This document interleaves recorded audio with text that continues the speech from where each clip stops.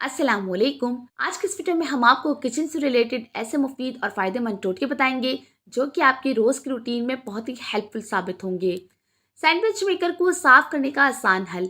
Washing powder में थोड़ा सा सिरका मिलाएं और तौलिया इसमें भिगोकर सैंडविच मेकर को साफ़ कर लें। ऐसा करने से आपका सैंडविच मेकर चमक उठेगा। डबल रोटी को ताज़ा रखें।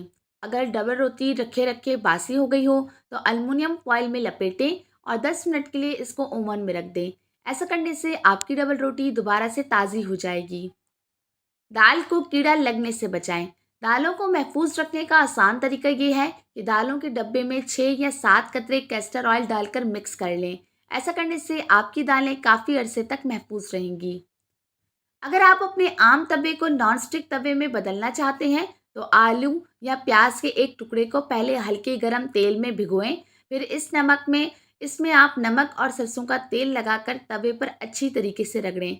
ऐसा करने से आपका जो नॉर्मल पैन होगा वो या तवा होगा वो नॉन स्टिक का तैयार हो जाएगा। अंडा बर्तन से ना चिपके इसके लिए फ्राई करने से पहले आप इन पर थोड़ा सा नमक छिड़क दें। ऐसा करने से अंडा बर्तन पे नहीं चिपकेगा। तवे को साफ करने का आसान तरीका ये है। तवे को साफ करने के लिए बार बार इस्तेमाल से तवा खराब हो जाता है और उस पर जंग लग जाता है। तवे को साफ करने के लिए इस पर अच्छी तरीके से पहले मीठा सोडा लगाएं और थोड़ी देर के लिए इसको छोड़ दीजिए। उसके बाद इसको अच्छी तरीके से साफ कर लीजिए। इस तरह आपका जो तवा है वो बहुत ही साफ सुथरा हो जाएगा। और सलाद का तेल लगा लें। लोहे या तांबे के तवे को धोने के बाद इस पर सरसों का तेल लगा लें। ऐसा करने से आपका तवा दोबारा से नया हो जाएगा और वो जो खूबसूरत तवा होगा वो दोबारा से बन जाएगा, क्योंकि इस्तेमाल करने से वो अक्सर बदसूरत हो जाता है।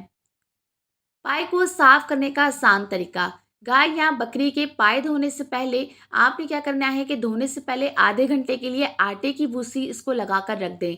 उसके बाद इसको अच्छी तरीके से ठंडे पानी से इसको धो लीजिए। ऐसा करने से आपके जो पाए हैं वह आसानी साफ हो जाएंगे और अच्छी तरीके से धुल जाएंगे।